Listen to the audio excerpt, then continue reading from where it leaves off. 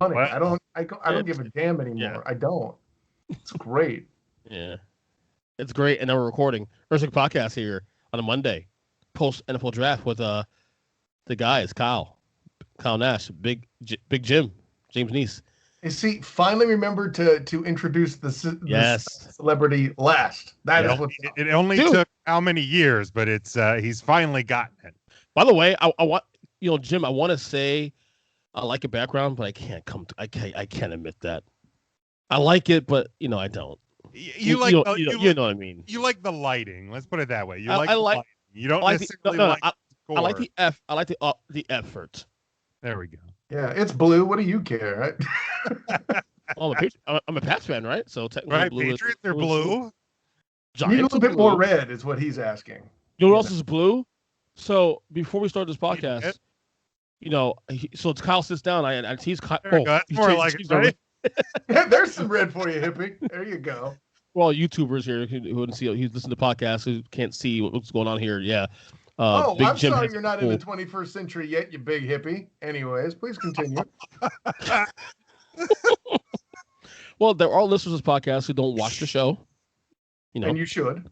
You should. You mean, should also subscribe to the podcast. yeah. You should also subscribe to the podcast. Podcast, Kyle, like listening to in the ears. Hey, listen. So now you're forcing me to out some people. Like, listen, I recorded the pre-draft edition of Beyond the Buzzer at 9 p.m.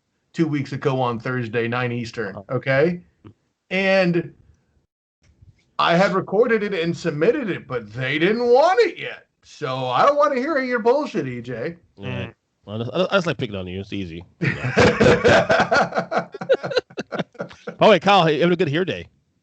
Well, listen, no, hey, first of all, thank you. Like, You're welcome. getting a haircut finally reminded me, and I'm just going to be cocky about it, just as like I am a lot of things. Say what you will about my ugly, fat face. My hair is fucking gold. Bring it. Dude. I'll say I'm not used to seeing you without a hat on. Yeah, this is what Yeah. happens when you catch me at night. I completely forgot the hat, and I just said, fuck it, it's going. Professional Kyle. 9 to 5 Kyle. No, hey, I'm not putting glasses on. No, fuck that. By the way, if we get started, so you get on this call before we start recording. Yes. And the first thing I say is that, oh, hey, you're a Broncos fan now. And to which you say, oh, yeah, but number 19, this and that. I'm trying to figure out who 19. And we were going to players who were number 19. And I thought Eddie Royal was the jersey you're wearing. It's not Eddie Royal. Eddie Royal was 19. You should deserve your credit. But he's not the jersey you're wearing, apparently. And if you want to go ahead and present it to the folks, the fine folks here, what exactly Denver Broncos player number 19 are you wearing? And yeah, and actually, it's funny. Like, I definitely tripped up my co-host Danny Thompson on this, and even Bobby Blackjack, my producer on Beyond the Buzzer, didn't know what to think of it either. But in his final team before signing back with the Niners to retire was actually a team with whom he was going to play one last season. And didn't, because he didn't get through training camp. Basically, I think he went Lieutenant Murtaugh and said, I'm getting too old for this. But hey, the best player of football of all time, is allowed to do that. When they talked about the GOAT, they talked about him, okay? And this person is one Jerry Rice. His final season wearing 19 throughout training camp with the Denver Broncos. Did not, however, play a single game in it. But nonetheless, thanks to the beauty of eBay, I acquired a copy of the jersey. Now, if anybody could get me to East Mississippi Valley State, we'll talk. But I digress. How much did that run you, that jersey? Cheaper than you think. I think it was like 50 or 60, but I saw it going for as high as like 80. And I'm like, that's a rarity. That'd be a lot of money, I would think. I say, is that the most obscure jersey that you own? Is that the most obscure jersey I own? I would say no, because I have a few Pro Bowl jerseys. Okay. I can give you a hint. He's the one guy I cheer for most with that overrated mercenary of a franchise you have on your head. Yeah, I know it's a school, but it's still a franchise. Screw that. Okay. It's Notre Dame shot. Montana jersey? That is true, but not the one I was going for. Yeah, I do have a Montana Pro Bowl jersey, but no, different position. Excellent guess by you, though. Tim Brown? No. Rocket Ishmael? You got one more offensive. I have a Rocket Ishmael right behind. I see that. Which, I mean, I respect that. That's respect, by the way. That was I would have thought the bus pulled into the station on this one. So you said overrated. No, your franchise is overrated, not this player. This player is probably my favorite at the position during his time. Bailed Cordell Stewart out a lot because, you know, he was a young quarterback and then would be hurt in the AFC Championship game. Thank you. Oh, there we go. How many clues you guys need? Christ. There we go. Wait, who was it? Jerome Bettis. Oh, the bus. The You think it's overrated?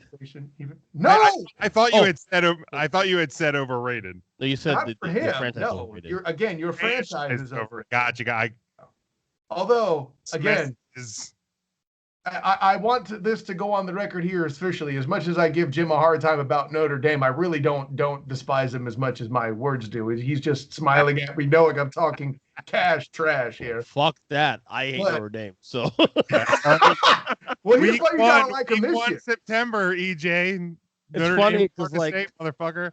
Me and Big Jim are really good friends, but I hate all these fucking teams. Well, I could do the Capitals. I could do the Capitals. There you go. I mean, yeah, I don't have anything against the Heat, but yeah, fuck the Giants and fuck Florida State. And That's right. That's right. You being a fan of the WWE, you have one of the best WWE moments to reference the Heat. By the way, if the Rocks go Heat, bitch. I mean, come on. That's a badass moment. Dude, so good. Okay. I remember when he did that shit too. It warmed my fucking heart. Only your heart? That's a lie. That dude couldn't stand up for 15 minutes, I'm sure. That was Michael Cole. That was Michael Cole, right? Jim? At that point. That was Michael Cole that got the Rob in that. Yeah. Well, I only know that because he said his name. Michael By Cole. the way, can I just say off the record, because Michael Cole right now and Pat McAfee are now the new voice of SmackDown. Well, Cole not necessarily new, but McAfee's the new voice. McAfee is fucking crushing it. He is. I'm fucking crushing it. Like I don't ever really listen to his daily show or watch his daily show, whatever you. It's not bad. Whatever. I like it. Whatever method you want to watch. Like I'll catch clips every now and again. Same here. But like, yeah, everything he's done in the WWE window he's absolutely A+. Killed it. Every single thing as like the leader of the Pete Dunne's group in NXT when he got in the ring in NXT and now as a commentator. And even before when he was doing pre-show stuff, like, I mean, pure pro. Yeah. He's crushing it. It's a fit. Just the way his voice sounds, like even just his tempo and demeanor. Like when I heard he was going to do that, I do not frequent the WWE like you guys do, but I don't have to know that he was going to nail it like Ron Jeremy. It wasn't going to be a challenge. Just the same way that Notre Dame came in like a bunch of mercenaries and did what they did to the ACC, and that's the tribute I wanted to pay to my Notre Dame fan here. Thank you for proving the ACC is a garbage ass conference, right down to those damn Seminoles who are going to get Mackenzie Milton killed because their O-line is that bad. Guilty. Yeah, that reminds me, I have to jump on to my ESPN Plus tonight. There was like a 1 hour special about how that whole Notre Dame ACC deal last year came to be, and all that. Cool. There's a clip of that or an episode? It was just like a special on the ACC network tonight, which I'm sure it'll be on ESPN Plus on demand. Basically, shit talking. Probably. Awesome. But because I remember like last summer as the things are starting to play out, and it's like, okay, Big Ten's only doing their thing, and Pac-12's, who knows what they're going to do, and I'm like, so are you telling me there's not going to be Notre Dame football this year? And then all of a sudden they're like, we're in the ACC. I'm like, whatever, I'll deal with it for a year. I mean, y'all kind of were. Let's be honest. The thing is, Kyle's right. We have that 5-game deal with them anyway. Every year, so it wasn't that much more inconvenient to add a couple more games, and and for the ACC, it's brilliant. It gets more eyes on their product. And for the record, Kyle's correct. I mean, for all this shit he's talking about the Seminoles and the ACC, he's correct. It's trash. It's been trash for a little while now. So yeah, I mean, Clemson's the outlier because sometimes you get a situation where a team wins a shitty conference and then they go and get housed in a bowl game or the playoffs or what have you. But they've obviously been able to stand up against the rest for a couple years. But yeah, the rest of it, they can play well amongst themselves. But then when you start to venture outside the sandbox, you get hit by a train. It's funny. I don't really remember last year's college football season at all. It's such a blur. I don't know that it was particularly memorable per se, other than the fact that it moved fast and you never knew if the game was going to happen. Like when your most memorable bowl game is the Cure Bowl featuring Coastal Carolina and Liberty. Pretty bad. That'll throw you off a bit. I mean, I'll give second place to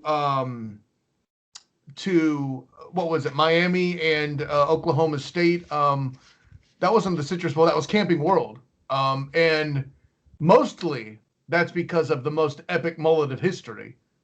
Right.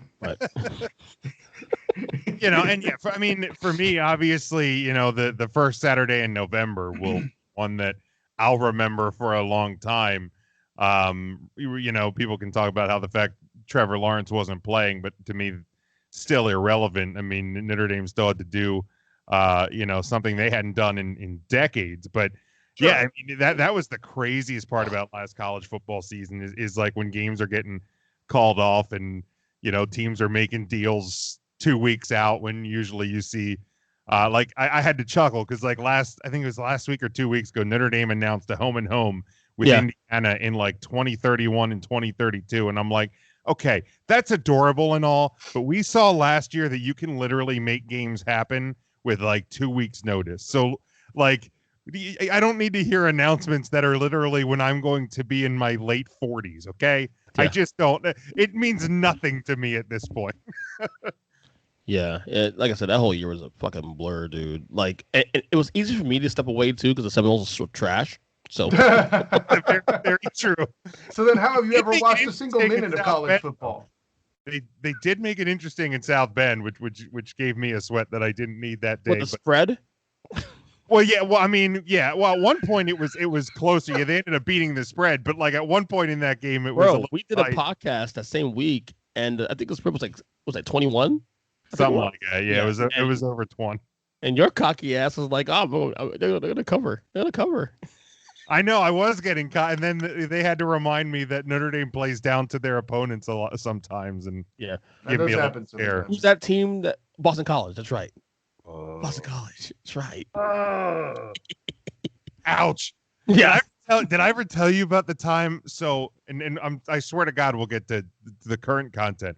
But when I was in high school, we went on a trip with my broadcasting department up to the NBC studios, and my brother, my brother was 3 years older than me, and he was actually in college, but he came back and chaperoned with it because our teacher loved him, loved me, and so we go up to NBC studios, and obviously Notre Dame plays on NBC, and we're in the gift shop waiting for our tour to start. And, they're showing highlights of, whatever sports they show and different TV shows and this and that.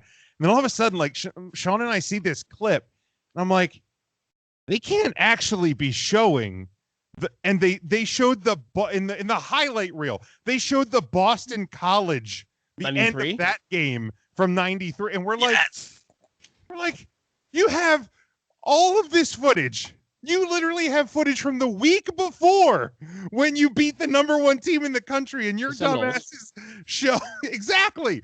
And your dumbasses show the Boston College clip. My brother and I almost destroyed the gift shop at NBC Studios.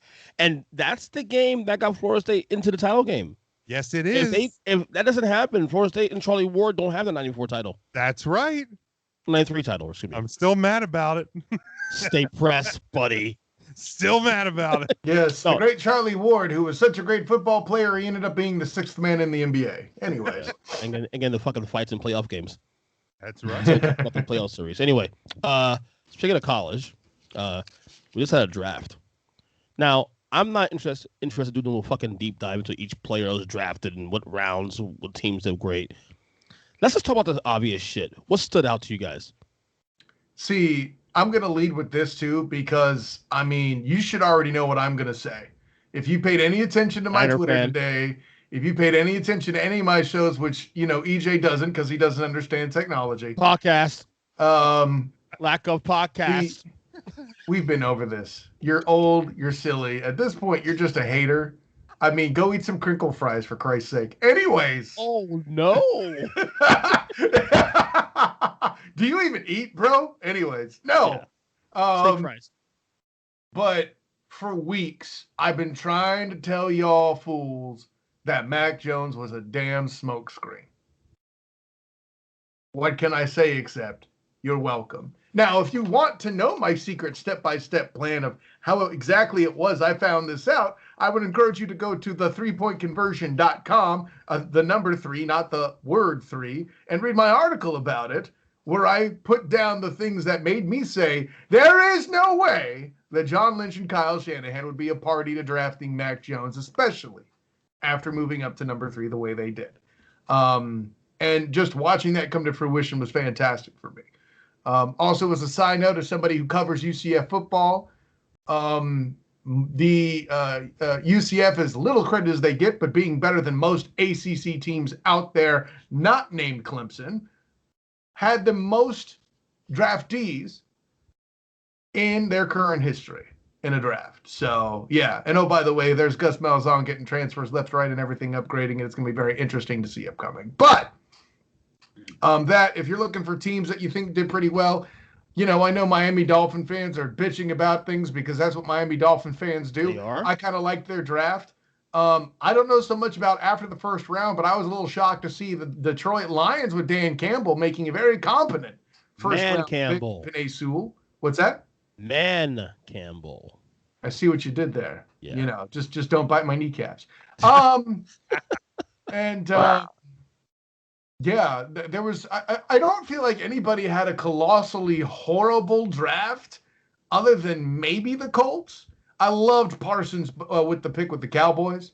I know there's some maturity risks there and things like that people want to complain and nitpick about. But you get a guy like that falls to you the way he did, you pick him. And just all there is to it. Yeah, and I mean, because I've asked a lot of my friends, because obviously being in Central Pennsylvania, I have a lot of friends, Penn State fans, and the questionable, whatever you want to call it, history with him seemed to be more when he was even back in high school.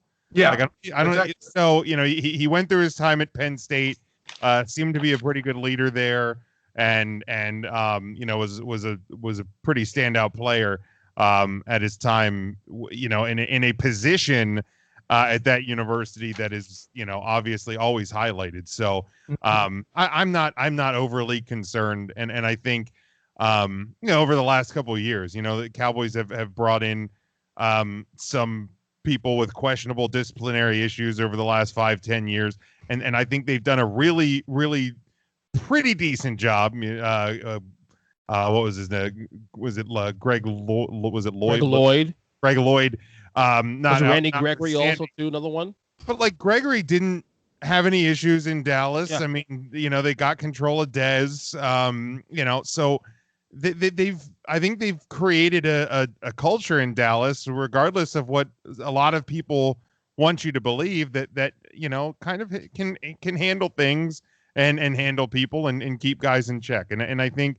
I think they've done a really good job there, and so I like the pick. You're looking over the Cowboys, you draft almost an entirely defense packed draft, with the exception of one offensive lineman and one wide receiver. You look at the Cowboys last year, not disregard the fact that your quarterback's ankle exploded. The offense was going to be fine. You need to work on the O-line, which, I mean, you're not going to rebuild an O-line in one draft. So right. The defense is something that was clearly and has clearly been the issue in Dallas, and I like what they did overall as well. How odd was it to see two teams that not just hate each other, they're bitter rivals, in the Cowboys and Eagles do business? Yeah, that one was weird. So we were obviously, I was live on 3 Count Thursday. Yeah, you gave zero fucks about during the first round of the draft, and two of the guys on the show are Eagles fans. I'm obviously a Cowboys fan. So we actually had a ticker box. Tim. Yeah, I saw that. It was great. Who runs our overlay for the show. He actually had a draft ticker box that he updated in real time. Yeah. So we're sitting there and so we're all kind of paying attention, and it's like, oh shit, the Cowboys are up. What are they going to do? How are they going to screw this up? Because I still get nervous to this day, even though over the last few years that they really have done a pretty decent job with the draft. They have. But I still get nervous. You get smacked enough time with the newspaper, you tend to wince when somebody picks it up. So I was getting nervous. Then they're like, they traded with the Eagles. We're like, what just happened? But no, I thought, you make a deal, you still get a guy that you could have had at the spot you traded back from. Plus you add another pick later on. The Eagles got a guy they wanted who is at a position they desperately needed to upgrade in. Oh yes. And they kept, because really, if you think about it, that's probably a guy the Giants would have been looking at as well at that, at the at a spot coming up, and so yeah, because we were actually a spot behind Philadelphia. We were because that's right. Because then they traded that to the Bears. So you don't want the Giants to get him. You sometimes you have to make a deal. Business overrides rivalry sometimes. It's funny because 10 through 12 was Eagles, Giants, Cowboys in that order, I believe, or some of that nature. Or was it Cowboys, Giants, it was Eagles? Cowboys, Giants, Eagles, and then the Cowboys swap. Right. Fucking weird. Hey, all I'll say is this, gentlemen. Here's the conspiracy theory. The Cowboys were giving the subtlest of winks to the Eagles for screwing the Giants over in that final game. They'd be like, hey, good job. Let's do some business, and all I know is at the end of the day, were the Patriots in the playoffs, EJ would have loved to see it happen because that would be the most dangerous team removed from the docket for him as a Patriots fan. So, yep, still not old for the record. By the way, no, not old. No, I'd hate to say this, but I just felt like a quarterback was going to drop to the Pats in this draft. Did not think it would be Mac Jones. Very surprised that the Niners went Trey Lance instead of Justin Fields. I just knew it wasn't going to be Mac Jones. As a Niner fan? I don't dislike it. I don't dislike it because, see, the thing that was so beautiful about it is they told people, hey, we're not trading Jimmy G. They did that in the public to settle Jimmy G down. Now, you and I have done plenty of shows together back when the Student the Game Report was still a thing on Earnestly Speaking Media, on a weekly occurrence back in 2015, where you and I were trading blows on different sides for Russell Wilson. That's still weird. But oh fuck yeah. but he's come around that, Jim, for the record. Yeah, now you're the one not giving him respect for 2019's MVP. Oh, stop. Anyway. Stop. No, but yeah, exactly.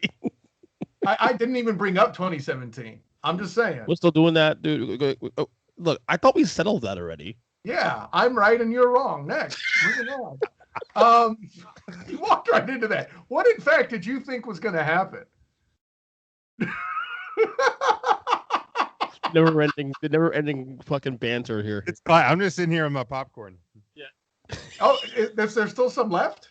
No, in fact, it's been a while since I went and got some from the local movie theater. I will walk past popcorn in the grocery store. Damn it, I gotta go to the fucking movie theater. Keep forgetting.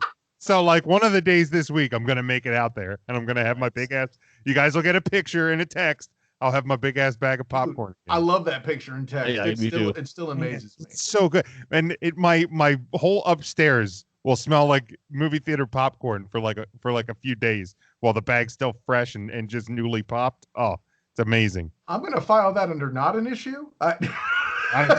Me, absolutely not. Yeah. You just walk in, you just get that buttery smell hitting you in the face. It's wonderful. I kicked my ass with tangents. What were we talking about, EJ?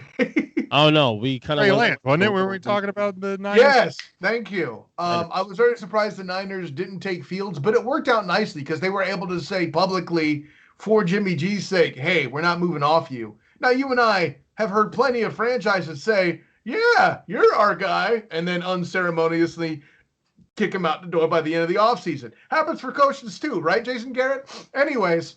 Ooh. No. As long as he's gone, baby. As long as he's gone. He's still New York, right? He's still New York. Yeah, he's your OC. I don't know if that was a shot or a statement of fact. Can it be both? Sure, it's both. But with Trey Lance involved, they were able to stay true to Jimmy G on that. I mean, people keep forgetting he was leading Patrick LeBron Mahomes II and company in a Super Bowl for 3.5 quarters and was one throw short of getting him back in that game. People forget about that. But over and above that, his win-loss record, I think he's 22-8. Honestly, it's his injury history that's the biggest problem. Well, if you have a backup in the wings with an excellent support staff, one of the best O-lines in the league. I'm not going to say they're top 5, but they're certainly top 10. I'll say for you. Oh, okay. But really, the only thing I didn't like that the Niners did in the draft overall was getting a running back in the 3rd round. But I mean, I'm not going to start fires over it, speaking of Philly fans.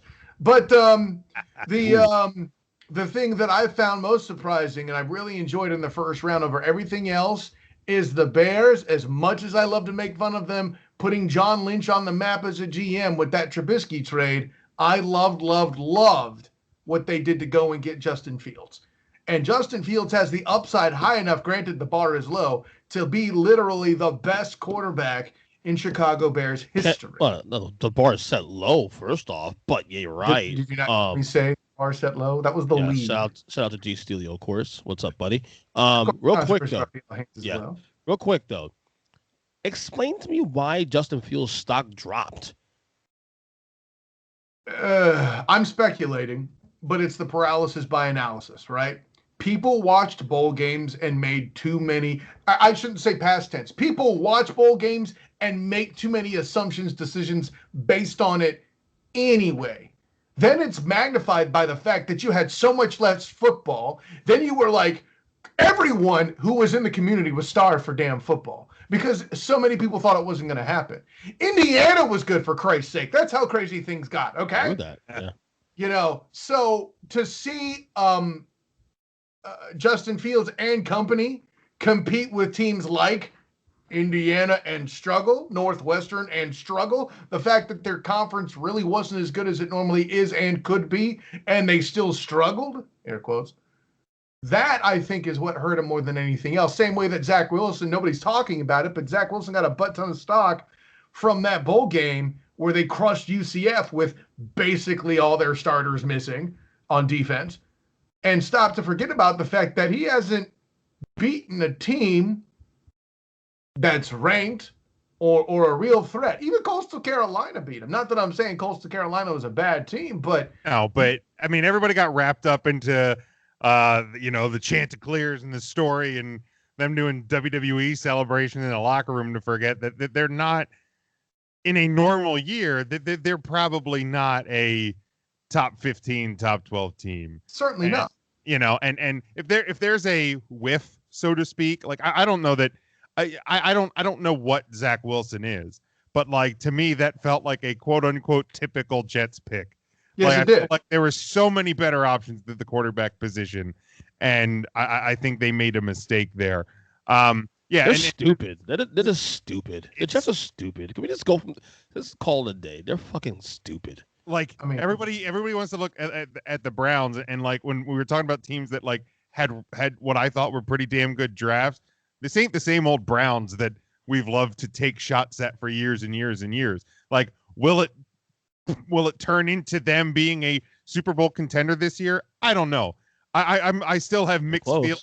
I still think unbelievable. Like, I mean, believably, unbelievably, whatever side of the argument you're on, I think their weakest point is still number 6. Correct. Like that's still their weakest point. Is he the worst quarterback in football? No, but like I still don't know if he's that guy. But he may not need to be that guy if you look at the rest of that team on both sides of the ball. But like with Justin Fields, to that point, EJ, like, yeah, the Big Ten was dramatically weaker than it normally is. And it hasn't been overly strong for a couple of years, but it was even worse this year. And I mean, I think a good bit of that had to do with COVID. And the Big Ten's parameters as it came to the pandemic were much more strict than a lot of conferences were. If you tested positive or whatever, you were out for definitely 3 weeks, and you had to clear certain things and this and that. So like, that Indiana game with Ohio State, I think they were missing like half their offense or something. So like, it just, everything got magnified in a year when everybody was watching because we're all home and we have nothing else to do with our lives and all of that. And I think true. too, right, wrong, or indifferent, because I've had debates with people from other podcasts on Twitter about this. There is a stink when it comes to Ohio State in the quarterback position. Fair. Yeah, very fair. Whether justified or not. And I'm not here to say one way or the other, but there is a stink there. And it recency bias, Dwayne Haskins, does not help that stink.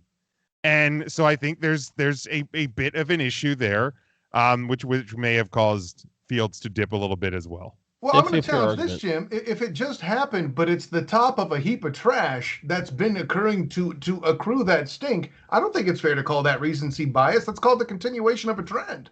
Oh, that's fair too.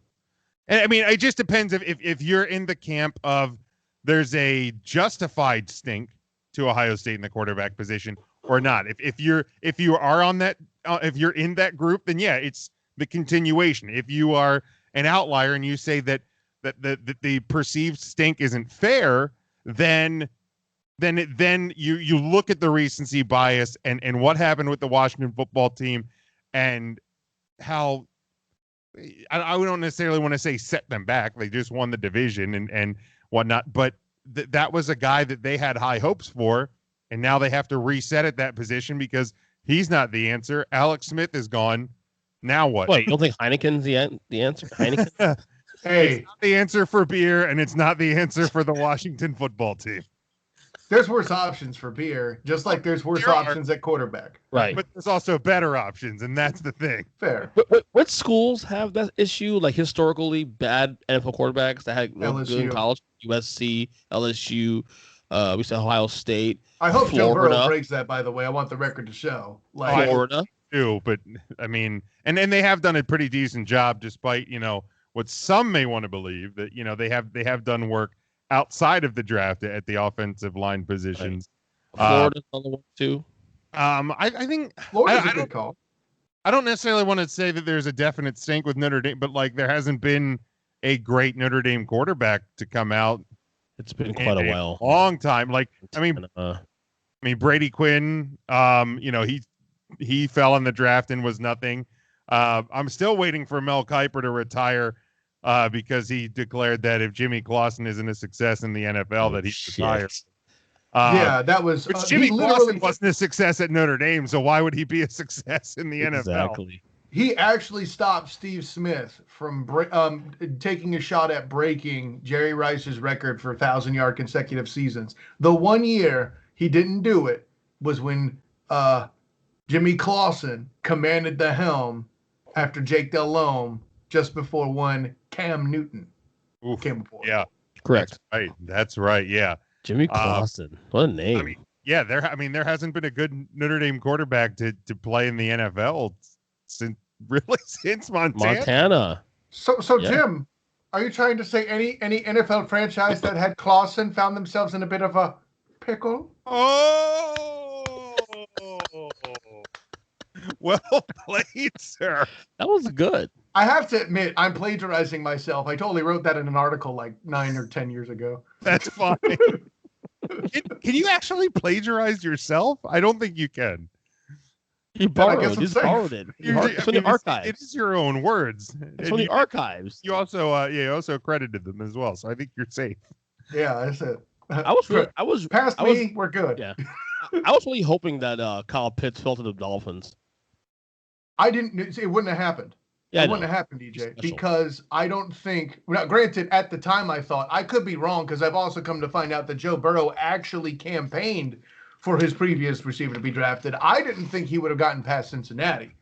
But yeah, the Falcons. Listen, I know that our good friend Danny Thompson was clamoring and banging on the table on Beyond the Buzzer for them to draft Micah Parsons.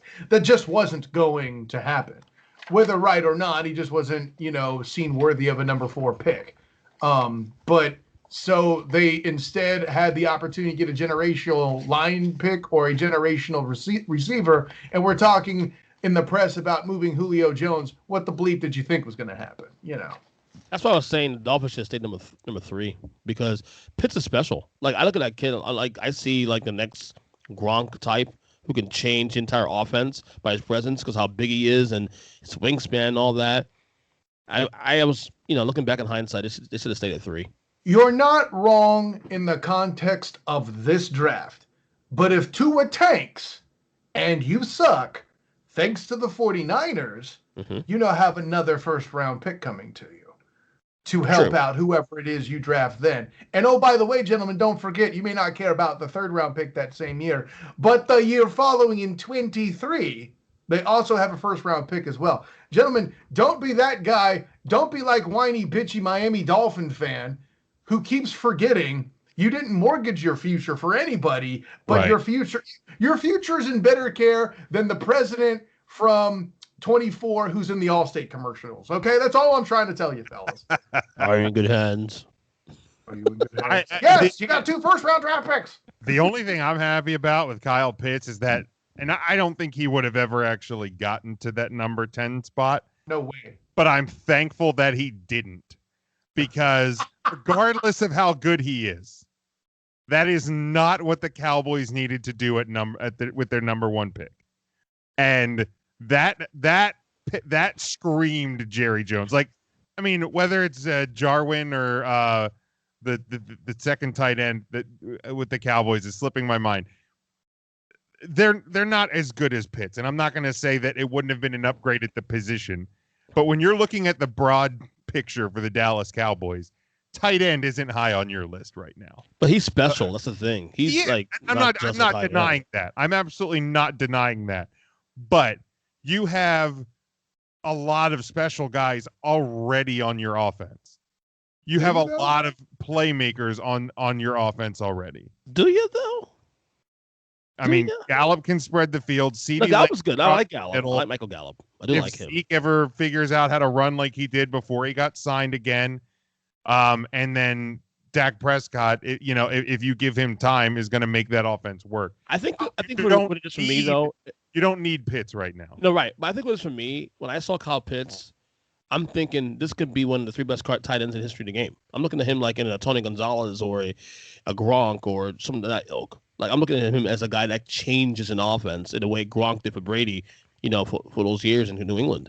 That's the way I saw him. I'm not prepared to say Gronk, but he's definitely Aaron Hernandez. Yeah, and that's still great. That's still amazing. Yeah, you're only Aaron Hernandez. Without the murder, though. Of course, right. A little less of the murder, please. Thank you. Good football, no murder. Thank you. Yeah, and as I understand, Pitts doesn't have a rap sheet like Hernandez did, so we're already way ahead of things. By the way, here's proof that the forces and powers that be have a sense of humor. Who the hell puts Aaron Hernandez and Tim friggin' Tebow on the same college team? What sadistic sense of friggin' humor did that? Urban fucking Meyer. I mean, I was more thinking of like gods, but I know that they're, in Gainesville, they kind of think of him the same way. Some folks think he is a god. We did some what ifs on 3 Count Thursday the other week. If Hernandez would have, if he wouldn't have committed suicide or in prison, if he would have gotten out, would Urban Meyer have signed him in? What if he would have gotten out? Would Urban Meyer have signed him in Jacksonville? I don't think so. But you never know. You have to consider it though, considering his past. Right, Hernandez. You know something about Hernandez though? That Super Bowl we played the Patriots. The second Super Bowl we played the Patriots. And then it had Hernandez. Giants? Huh? When your Patriots lost to the Giants? The second time. Don't do that. Don't do that. What? Tell the truth? Shut up. No, so I can't finish this stuff. No, so Hernandez scared the shit out of me more than Gronk did at the time. I mean, fair. It's a murderer. He used Hernandez in the backfield, in the slot. Hernandez stayed healthy more too. Yeah. Gronk was so big, he was doing things that defy his body. He has the same problem J.J. Watt does. For a bit Right. there, Watt had trouble finishing seasons because he's moving and doing shit that large people in the 290s should not be doing. Now, granted, Gronk isn't in the 290s. We all know who Kyle thinks is the hottie. But, Oh yeah, you're a Cardinal fan now. That's right. I mean, listen, if you want to pull that punch to come back at me, fine. Between Watt and one of the corners I followed at UCF, Tay Gowan getting drafted there, I mean, Hey, real quick, Mac Jones, New England. Yes. I kind of like it though. Love it. Because the only less team I would have pressure. appreciated him in is with Big Trouble Bill Belichick in New England. Oh, I didn't mean to offend your coach like that. My bad. Yeah, watch yourself, buddy. Oh shit! I'm out of character. Hold on. Or are you in character? Yeah, I think the Mac Jones pick was great. I do. Yeah. I think that's a great fit. You have Cam back under contract again this year, so you don't need Mac Jones this year theoretically. But if you can get him ready, or if Newton gets hurt, there you go. You bring him in there. I love that pick. Or perhaps you answer this way for those Michael Vick fans in the house. With Cam at this point, it ain't if, but when, right? True. Yeah. I'd hate to be that guy because I want to see Cam. I want to be able to see Cam 100% one last time to see if what I said about him arriving there from the bargain basement was correct. And to be honest, the fact that even with the damn quarterback getting COVID, with all the opt-outs that were had, whether you want to say they were planned or not for conspiracy purposes so Bill could rebuild, whatever. Tin hat. I mean, listen, Alex Jones had much worse theories than that. I'm just saying. But Gay frogs. King of the freaking frogs gay. No. Gonna draft a good quarterback. And it just doesn't work the same. But, Good. Say what you will about that. Being 7-9 in that damn dumpster fire and being down to the last or towards the end of the game, literally the last possession against Seattle, and having a shot at beating the damn AFC Championship bound Bills before they ran into Patrick Mahomes II. That's impressive. Yeah. Like that's what's incredibly odd about the East. Literally the moment Brady leaves is when the other teams are at the best they've been, minus per pop. Well, actually, even the Jets improved with addition by subtraction because Gase did depart last season. So, this as a collective, this division hasn't improved like this in some time. It's absolutely insane. Yeah, absolutely. What was I going to say?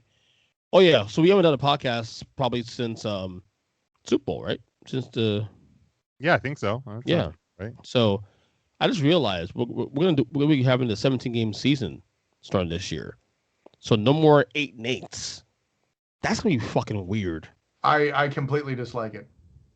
I think it's absolutely asinine that they added this game. I know why they did it, to recover revenue from COVID. That's cute, but then I don't want to hear anybody who agreed to this bitch at me about player safety.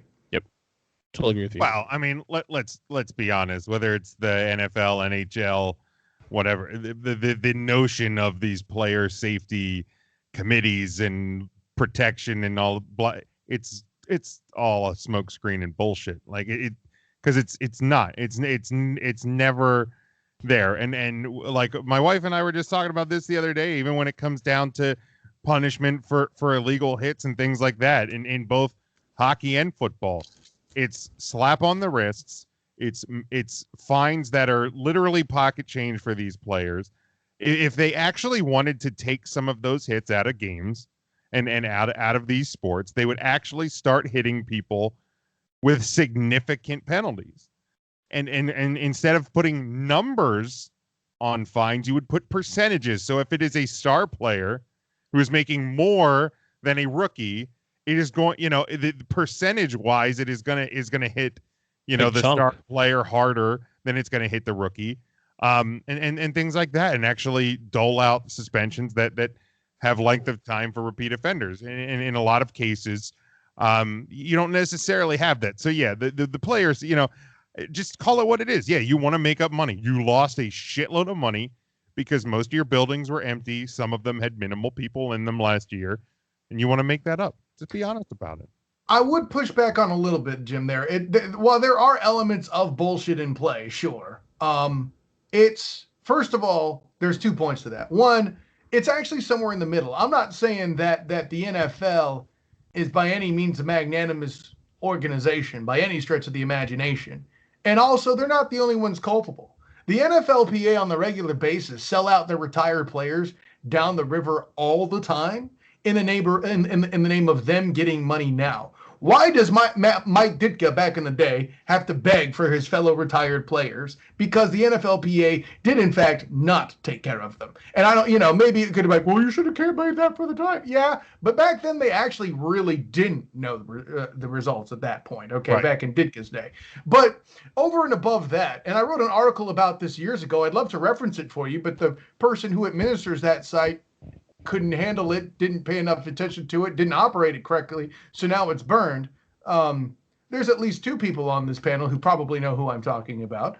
But I'm referencing back, there was something where there was there was actually a book written on it that I even referenced. Going back to Teddy Roosevelt, professional football and actually it was more college football back then, they were talking about getting rid of the game outright. Even back then. And since then, there was a movement. Well, we'll do things like we'll get rid of the wedge formation. We'll get rid of clotheslining players, down the field and pass plays. We'll get rid of certain things. And as you go on throughout the past century, there's different things that have been done to try to make the game more and more safe. To say right now that it's just completely horrific. It's like, oh, you ain't seen nothing yet. I would challenge anybody to go to Canton, to go to the Football Hall of Fame, check out the museum and see some of the ish they were doing back then. Now, am I here to say that there isn't any risk or that there isn't some of it being hidden or that Goodell didn't say some shady ish to hide some of these concussion things? Oh no, all that happened. But let's not act like there weren't things done. I mean, hell, Patriots fan, your quarterback changed a rule because somebody fell into his legs, okay? Oh, I mean, I won't deny. You're welcome. I won't deny that the game today is infinitely safer, even from the time I started watching it. Right. It absolutely is. And I mean, that's the thing too, is sports like football, sports like hockey, they will never be safe. Like, you can do things that will make the game safer. You can make equipment and like helmet makers every year are striving to try and make, even the football helmet a safer piece of equipment. Right. It's never going to be safe. Like, 100%. I always point, like, look at like Notre Dame offensive linemen by the end of the game. All of that gold flake on those, there's a lot of it missing by the end of the game. Like, it is still a violent sport. It is a clashing sport, and you're never going to change that. But like, yeah, my point, not that everything was bullshit, but yeah, like, you had a 17th game, stop, let's not, right. Like, let's not talk about player safety and wearing guys down, like, because it is just, it's a smokescreen. At least they took away one of the preseason games, though. Yeah, right. Where they don't have padded practice, and more blocking sucks, and more players can get hurt with their with much more difficult injuries, to the actual mobility to participate in the game. So yeah. What else we missed besides that? In the last couple months, big news. I mean, free agency, obviously. Did we talk about Rodgers yet? I don't think we talked about Rodgers. No. What do you want to know now? I guess. Sure. I mean, it's the hot topic of the week. I mean, Aaron Rodgers now supposedly requests that he wants to come back to the team next year, or this coming season, rather. Like, call me surprised. Like, we all saw this coming from miles away. There's always been those whispers about things going on in that franchise with him in the front office. Yeah, well, I'll tell you, between that and Russell Wilson going to another franchise and basically all the whole disgruntled situation. No, this is all smoke. He's whining and crying like Aaron Rodgers does. Folks, I don't have a problem with it. Don't get it twisted. I'm a man with a huge ego who loves telling you how good he is at shit, okay? I could host Jeopardy too, motherfuckers. But what I'm trying to say is this. He's not going anywhere. I don't think so. I think he's there next year at least. Maybe. Jim? I honestly I don't know. Like when the reports first started coming out on Thursday, I was like, I'm not falling for this again. I fell for it last year. I remember he tweeted that shit. I think he quote tweeted Schefter. Yeah, I was like, I'm not falling for this shit again. Like, look, man, here's the deal, and like, yeah, like there's part of me looks at it and goes, you know, he's never. Like the organization's never done a lot for him, and this and that. And then on the other side, I'm like, you know, they have had at least offensive weapons. You know, whether or not the defensive side of the ball was worth the shit or not. And I know his relationship with McCarthy was in the crapper, which also, as a Cowboys fan, I am just so goddamn thankful that the Cowboys had Dak under contract before this news came out, because it would have just been insufferable. Not that I think there was any possibility that there was going to be a McCarthy Rodgers in Dallas, but holy hell, could you have imagined the media storm that would have surrounded that situation? Of course, if the Cowboys didn't have number 4 under contract. Oh my God. So I'm just thankful that my guy is safe and I don't have to deal with that media storm. But like I honestly don't know. And quite frankly, like at this point, I don't know if a whole lot would surprise me if Rodgers would actually retire, which is, you know, the latest threat that he's going to retire because he doesn't want to play, or that, you know, he's going to hold. Honestly, nothing. And maybe it's just I'm jaded. I don't know, but I don't. Nothing would surprise me if he holds out, if he retires and comes back somewhere else in a year or two or whatever. Or if he's back with Green Bay, which I think is probably still your most likely scenario, that he will start under center. But again, I nothing I think would really surprise me at this point. Here's the thing, though, like if you're Green Bay and you know he's disgruntled, his value is still pretty high. I mean, this guy was the MVP last year. Do you consider trading him and getting something back from him? You already drafted a quarterback in the future, or at least that's what we identify Jordan Love as. Like, if there's any time to get back some assets for a guy of his ilk, would it be now? So that's a great question. Here's the thing: they have the ultimate built-in excuse, right? Like, okay, you want to go, Aaron? We'll shop you. Oh, but we couldn't get market value for you, buddy. Sorry.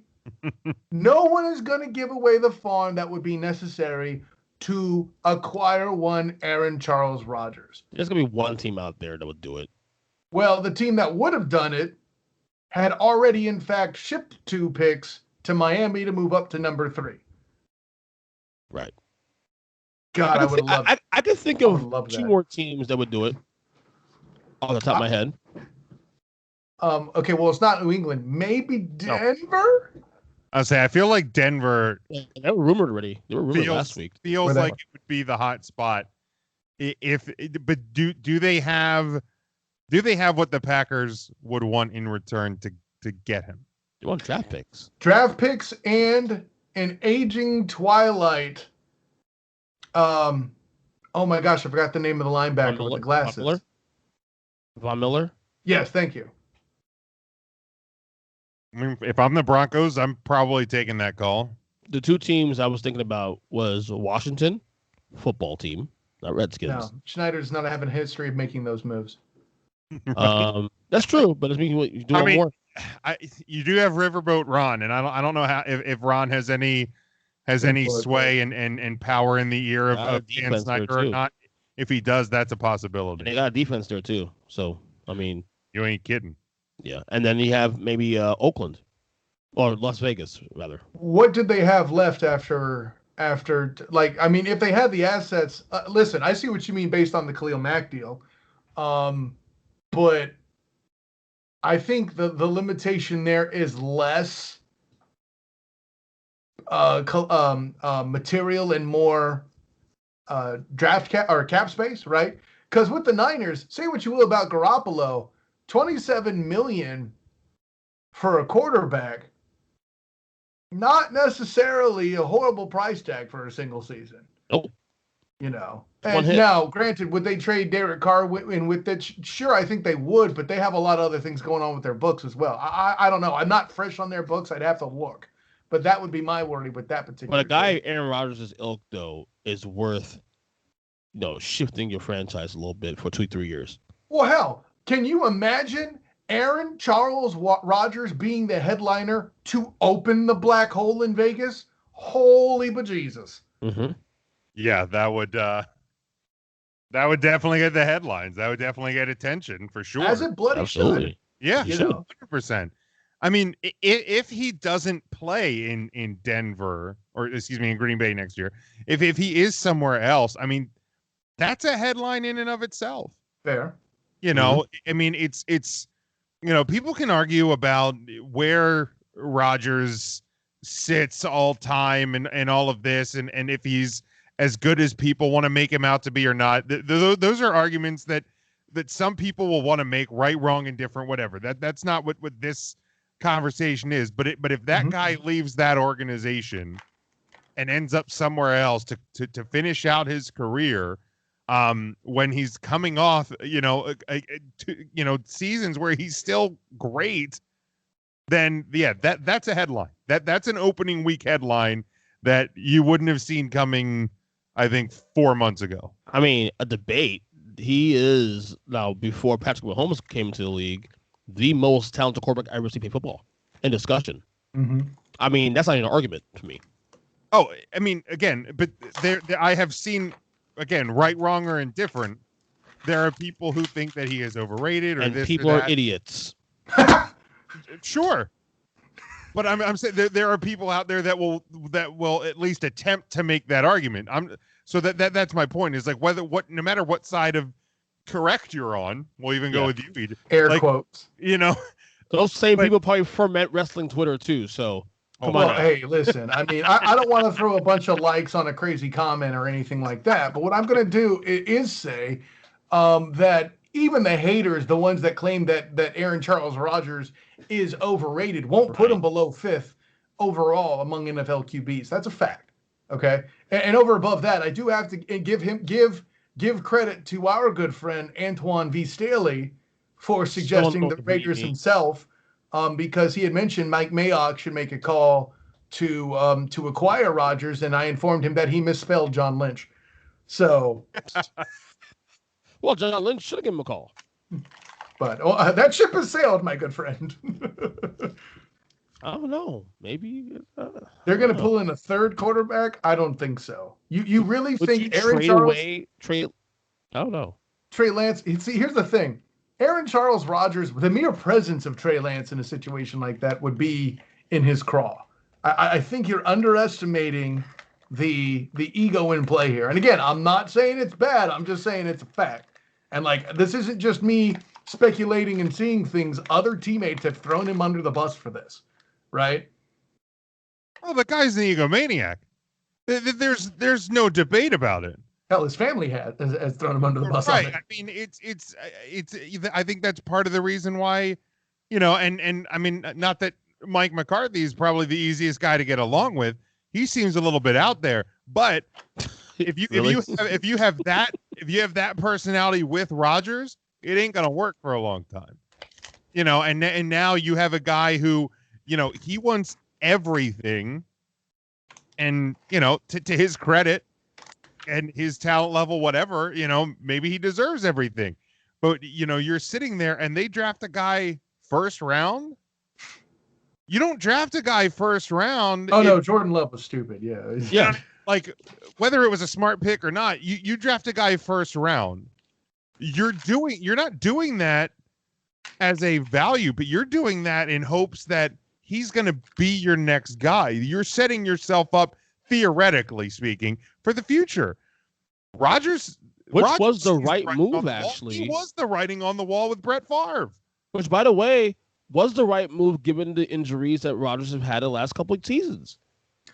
And I think the part that's getting left out, what everyone is forgetting about in this particular scenario, gentlemen, is there's always the San Diego Chargers. Yes, I said San Diego back when this happened. I that still was correct.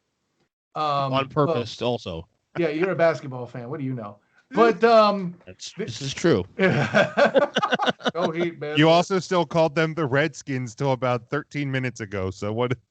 No, I said not the Redskins. Remember, I know until 13 minutes ago when true. you correctly called them. They're the Red Tails. We've been I'm over catching up. Catch up now. So no, but yeah, regardless if we're talking about the Red Tails or whatever else, the San Diego Chargers had a similar situation, not only with one Drew Brees, which I really should learn Drew Brees' middle name. He deserves middle name treatment. But Drew Brees, I'm on it. As well as, thank you, EJ. You're welcome. Earnest, Jamiroquai, Christian, all over it one more time. But what? That's not it. I was so sure that beanie threw me off. No, but it's a cat, with buddy. Drew Brees and Phillip Rivers, and then Phillip Rivers on to who remembers anybody the name Charlie Whitehurst? Yeah. Oh, good God. Yeah. Former Seahawk. Both Whitehurst and Rivers, as dudes who had played minimal, if at all, were announced constantly as trade collateral during their time, sitting behind their perspective would be future starters. Whitehurst, if I remember correctly, actually did get shipped and then ended up being a colossal failure somewhere. I just forget where. Seattle. I want to say Tennessee. Was it Seattle? Okay. Seattle. By the way, Drew Brees' middle name is Christopher. Drew Christopher Brees. I got to find a way to make that flow better. So basic. Yeah, I was going to say that totally fits him. Hey, Big Jim, what's your middle name? Scott. Basic. But cooler. But cooler than Christopher. I mean, I like Kyle's middle name, actually. Of course you do, you fucker. Your middle's my last. The same. Except I spell it better. Yeah, yours is not cool with a K, right? Yep. My dad Mine's- actually took that as mine's his first with name J, because his first Jamiroquai. name was that basic. Yeah, mine's cool, Jamiroquai. Anyway. Yeah, you see, I'm trying. Thank you. Actually, mine's cooler with effing. Right. That's true. That is I true. was going to say, I honestly thought your middle name was effing Nash. Last thing, I'll let you guys go. Last thing, off topic. What's the debate about fries we were having on the text? Oh, shit. We were this close to getting Here out of we this go. show without this bullshit coming up. Hey, you started it. I asked you guys for content. and you Oh guys- no, sir, Ricky Bobby, do not put that evil on me. How dare you? I am not the person who scandalously and just rather just wretchedly It was tried Jim. to convince the world. This is not Jim. Who was it then? Was it me? Look at it, it's your co-host, right, Jim? It's one of my co-hosts from 3 Count Thursday. Oh, right. Ryan. Was it Ryan? Ryan fired the first shot. Yes, Ryan is out here saying about how, and I'm going to paraphrase / quote him to the best of my ability. And again, I'm not trying to throw shade on him, but this was his thing, like that crinkle cut fries, quote, are shit. And listen, a person who hosts a wrestling show, who has big in his name, and somebody throwing junk food like that under the bus, that is not a good look. I got to tell you. So you're a crinkle guy, huh? Listen, okay? You want to know what the biggest fry controversy actually is? Which one? You want to know what's more overrated than anything else? Any player you can name? Yes, even Thomas Edward Brady? McDonald's, okay? McDonald's fries are overrated as hell. They're soggy. They ain't even that big. There's no crisp. You need to get a better McDonald's, my friend. Yeah, you guys are shit McDonald's then. My McDonald's, 5 minutes from my house, I get them bitches piping hot. They are crispy and they are delicious. Man, listen. Okay, So great. what And you maybe probably you did. can take that much salt. Me, I'm like, listen. In order to be this salty, I'd have to be Ernest, the Patriots fan, watching Super Bowls. Okay. First of all, don't come at me with hot. If you can't get hot right, why are we even talking? Second, if you don't have Cajun batter, you're already at a handicap. All right? Popeyes can mess you up. Checkers owns you. Okay? The only reason why Checkers fries aren't getting more love is because their burgers are that bad. I don't know if I'm willing to make the sacrifice. They're also shit. What's that? They're also shit. What, the burgers? Checkers fries are shit. You're out of your fucking gourd. We will fight. I will. It's okay. I will tell your wife you're cheating See, on her. no, No. My wife will agree with you. That's why we have fights over this shit. Whatever. She thinks Captain Marvel's a good movie. What the hell does she know? No, she I was agrees trying with to you. get She agrees with violence you. committed against you. I She don't need. agrees with you on the fries though. She loves Checkers fries. I hate it. I thought she said with I you. can't judge the Checkers. I don't have it. And now Kyle, the only Checkers near me is like 2 minutes down the road from one of the places that has the ultimate crinkle fry, and they're a fantastic little like mom and pop burger joint, little side of the road burger joint, ice cream, mini golf. So if I'm making that drive, I'm not going to Checkers. I'm going to this place, Shells. If you're ever in Central Pennsylvania, up near Reading, PA, Shells has a great ranch burger and crinkle fries. So that's one of the places. And the only Popeyes currently near me is a filth hole. So I have not been able to go to that Popeyes. We are getting another one though in the next couple of months. So hopefully I'll be able to go there.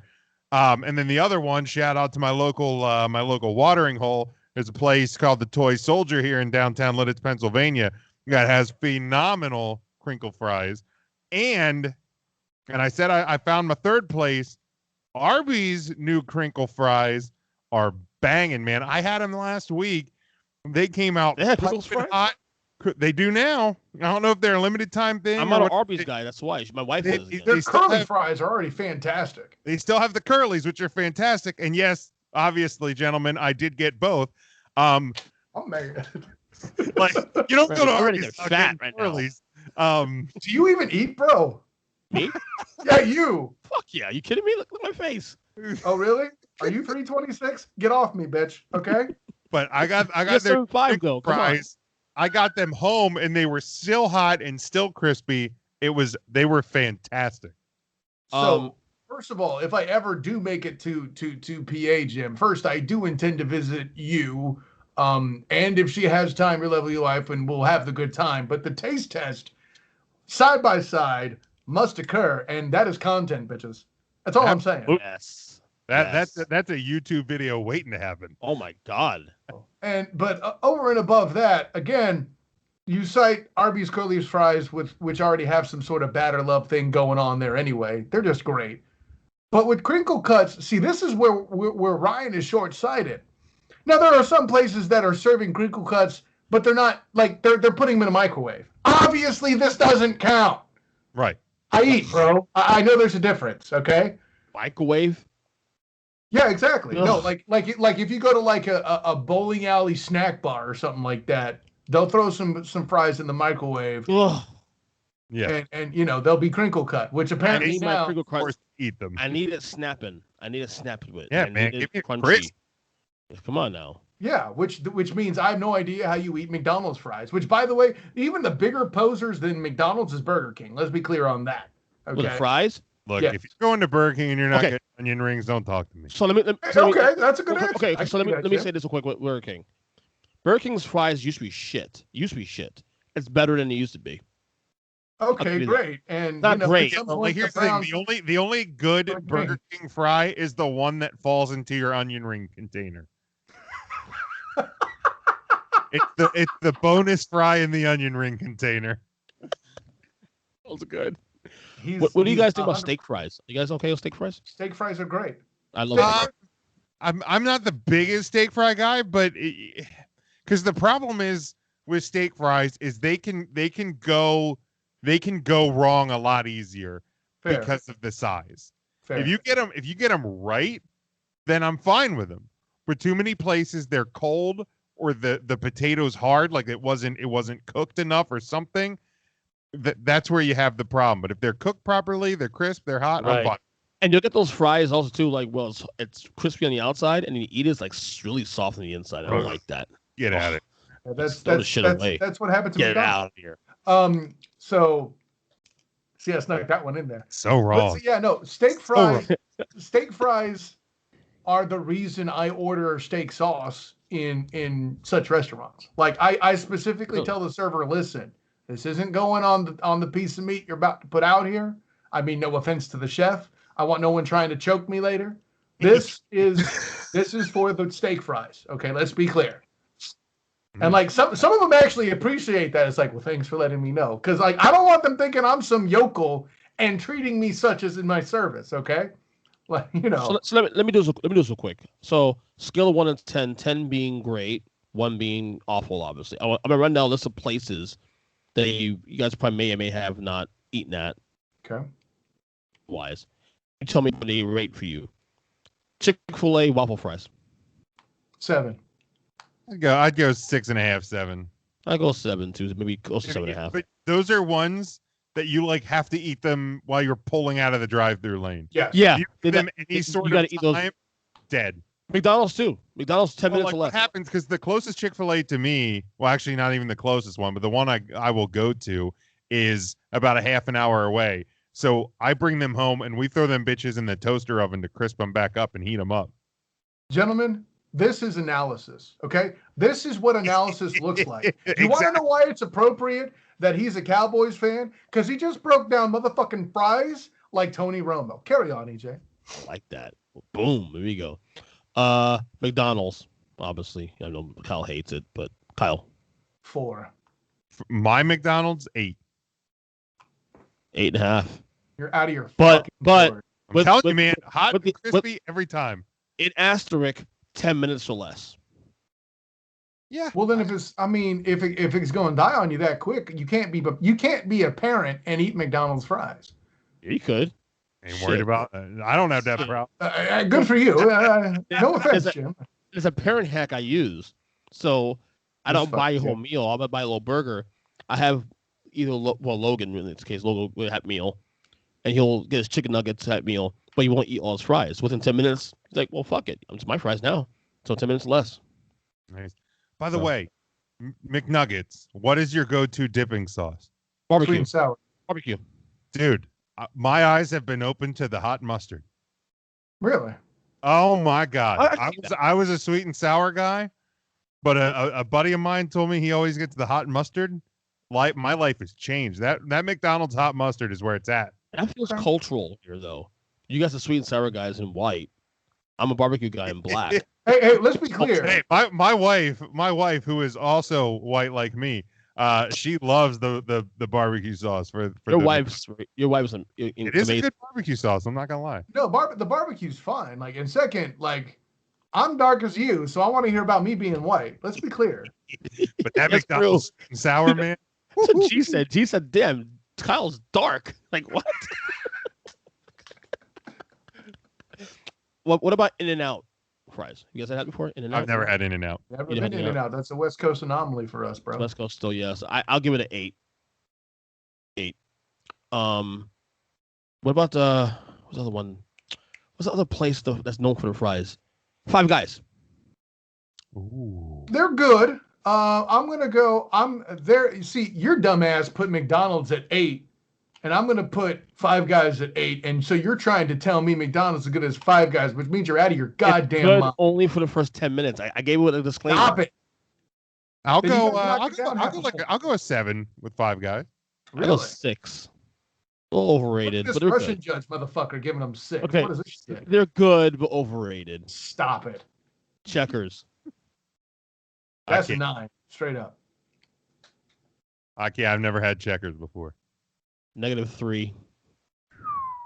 Stop being a bitch. Be real. Okay, -2. Happy? Fucking jackwagon.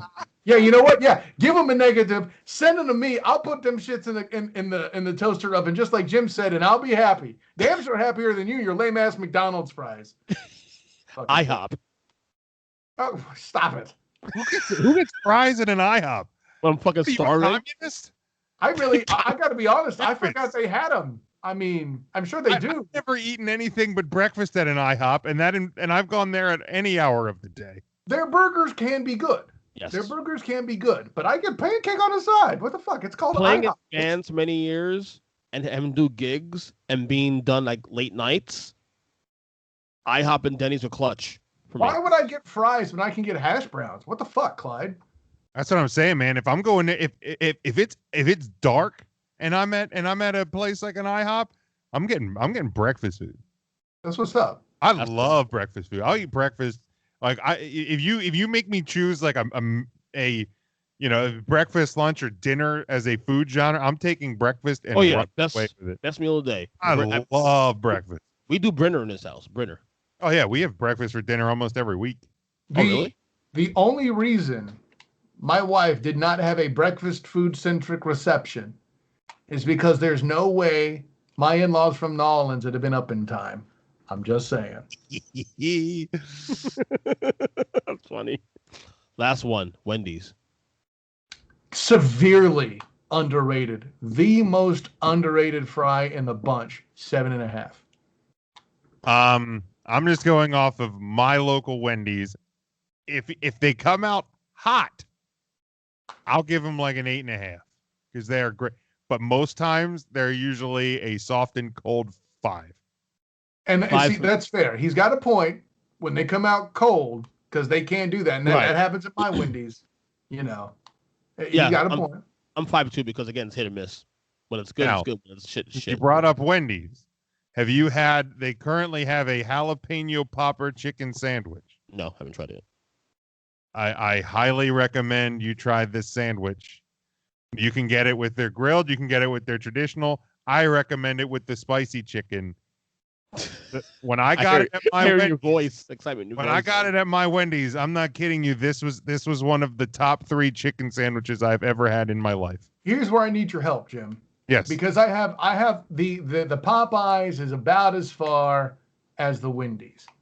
Now, granted, baby girl likes the Wendy's, so we're gonna go there some, and I'll have to make do. I get it. But is this sandwich, because it sounds amazing, I would flirt with it. Okay, but is it worth altering course from a Popeyes chicken sandwich to acquire it? I've actually never had the Popeyes chicken sandwich. Oh, again, right, shit. I don't want to get hepatitis with my. No, I get it. Like I have witnessed the anomaly of the filthy Popeyes. It happens. But like it's got jalapeno slices and it has jalapeno cream cheese on the sandwich, and it changed my life. That's serious, huh? Changed my life.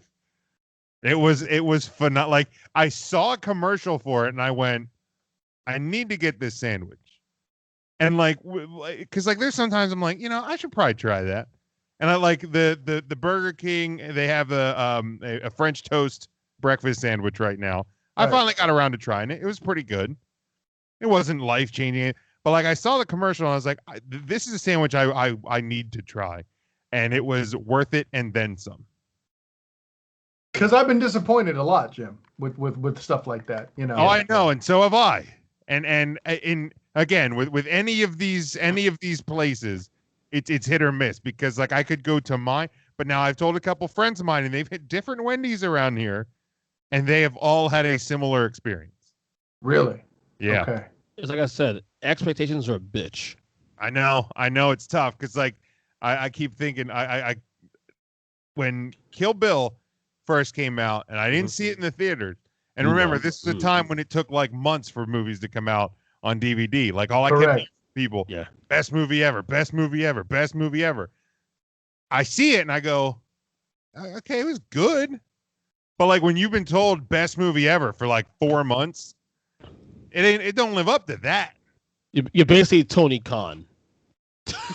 I mean, I had the same experience with The Hangover, gentlemen. What can I tell you? Yeah, it was a good movie, but like temper down expectations, like I said. Like, why did you even need to make a well, let's not even go there. But pop quiz for you, Earnest Christian. Oh no! In light of the fact that we have established that Big Jim Nies is Fry Tony Romo, does that make me Jim Nance that curses? Yes. And that's a good way to end the pod right there. I like that a lot. Hello, my fucking friends. All right, guys. Fuck you. Promote your shit. Kyle, go first. Yes, because the celebrity the menu has to go last. Of course, I'm Kyle Nash. The Student of the Game. Find me on Twitter at the SOTG. Find me on Facebook as the Student of the Game. Find me on Instagram as the same, the SOTG. Hopefully, I'll be actually back out and about in the coming season to actually throw some pictures up on that beast, but I will update here and there on there as well. So there's that. Beyond the Buzzer, Facebook Live on the Beyond the Buzzer Facebook page. And yes, coming soon on the 3-Point Conversion iHeartRadio station, Ernest, I'm lamer than hell, Jamiroquai Christian can finally get his precious goddamn podcast. By the way, that's a thing. Jamiroquai is the name. Make sure Yes, it's sticking. It's sticking. That's your new nickname. Ernest Jamiroquai Christian. Only when you wear the beanie, though. No, I'm Is that a beanie? I can't hold back like that. And 3pointconversion.com. Check out my latest article on 3 reasons why we knew Mac Jones was a smoke screen. And check out also Hilarity by Default. We have been on a bit of a rest because Demos's life has been very challenging during the pandemic, and with riots being right outside his house in Rochester, all that other stuff, very crazy. But we are going to be recording tomorrow night, kicking off us being back in the game. Nice. So yeah, we've recorded some on and off the past 2 months. We have a month feature for submarine movies, believe it or not, that actually went a lot more entertaining than you can imagine. And of course, Demos being Demos and being the Indiana Jones fan that he is, Harrison Ford is getting his own month too, which we're also recording as well. Nice. Just as an inside peek, we will have Mosquito Coast that we're recording tomorrow. So that should do it there. Demos has to get his artsy moments in. You know what that is. Yeah. So that as well. Also check out my contribution to oldschool101.com and A7B in sports. And hey, when expectations are absolutely a bitch, well, all I have to do is look at Jim's hat to know the facts of the case. Oh my God. Ow. Poor name. Fucking people. Wow. Go ahead, Big Jim. All right. Of course, you can follow me. I'm at Big Jim Sports on Twitter. Huddle Up Podcast actually tomorrow night. Really? We're gonna throw one down. We're gonna talk about some of the things we talked about here tonight. The NFL draft, Aaron Rodgers. We're gonna talk about French fries. Getting closer to the Stanley Cup playoffs, as well as how terrible. What'd you say, Jay? French fries. He's trying to start trouble. Now, well, I'm sure we always find our way into fast food talk on 3 Count Thursday, but also we're going to talk about the just abhorrent replays in Major League Baseball, just how terrible the instant replay system in Major League Baseball actually is this year. But again, at Huddle Up Podcast, Facebook, Twitter, and we are on our YouTube page as well. And Thursday night, 3 Count Thursday, 8:00, Facebook, Twitter, and our YouTube channel. We are live on Facebook Thursday nights. We make sure you're following along. We get content out all the time. And for both 3 Count Thursday and Huddle Up, if you don't have time to listen to the full podcast, I do the Huddle Up Red Zone and the 3 Count Thursday Hot Tag. I take some of our best segments of the week, break them up into smaller portions, and release those for a couple days after the initial show airs, so you can get them in easier to digest forms. You can also subscribe to Discussions with the Nobody. Maybe recording one of them tomorrow. I started recording one today, but then I got a phone call because I was out driving, and I was recording on my phone while I was driving. I got a phone call, and then it just threw me completely off the trail. That shit. I might try and find my way back onto the trail tomorrow and record a Discussions with the Nobody, so you can subscribe to that. But just follow me at Big Jim Sports on Twitter. Hey, by the way, those hot clips and the things that you're talking about, I would like that to be dubbed the EJ has no fucking excuse segment. Well, first off, I listened to the full 2+ hours of his podcast. So he does. I'll give him credit on that one. Every Thursday night if I go to sleep, because what happens, I do my podcast, my wrestling podcast, pretty much the same time he's ending his. So when I'm done, I'll put some headphones and fall asleep, whatever, and then I'll listen to the rest of it in the morning and go to work. So. And then after that, he fantasizes about Tom Brady. So you're in good company there, Jim. Oh, yeah, it fits in there. We still have to log it in there and all that, but Tommy likey. Tommy, terrific. Can I hold your ring? Did you just make a Tommy Boy reference after that? Bless you, Jim. I sure did. God bless you. I'm the fattest David Spade you know.